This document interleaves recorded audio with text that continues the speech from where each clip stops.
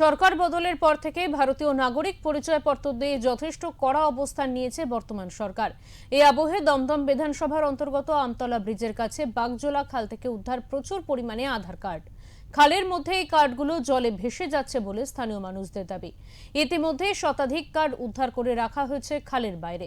বেশিরভাগ কার্ডে ঠিকানার উল্লেখ বরানগর বিধানসভা কেন্দ্র বা কাশীপুর এলাকার। স্থানীয় মানুষদের দাবি, ভোটের সময় ছাপ্পা মারার জন্য এই ভুয়ো আধার কার্ডগুলো তৈরি করা হয়েছিল। ইতিমধ্যেই ঘটনার খবর দেওয়া হয়েছে দমদম থানায়। এই পরিমাণ কার্ড কোথা থেকে ভেসে আসলো তা খতিয়ে দেখছে তারা। ঘটনাকে কেন্দ্র করে ব্যাপক চাঞ্চল্য তৈরি হয়েছে এলাকায়।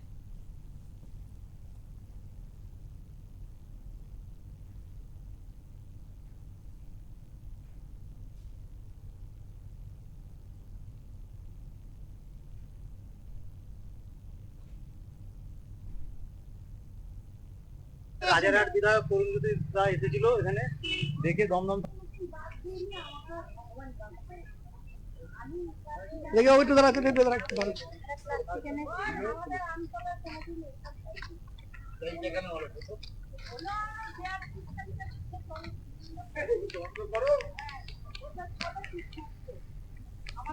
এটা বন্ধ করো। কি লাইভে কোনোদিন হয়নি।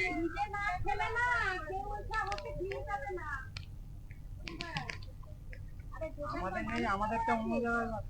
তারপর লাস্ট এটা প্লাস্টিকটা দেখে তোলা হয়েছে। আচ্ছা আচ্ছা। আধার কার্ড দেখে হ্যাঁ তারপরে তো অনেক বেরিয়ে গেছে, তুলে সবই সিল। এগুলো সব ইলেকশনের আগে ষড়যন্ত্র, হ্যাঁ। ছাপ্পা ভোটের নামে যেটা হয় এটা করা হয়েছিল তাই তো? করা হয়েছে। মানে এটা আপনাদের আশঙ্কা প্রকাশ আশঙ্কা করছে। প্রকাশ। আচ্ছা, আপনার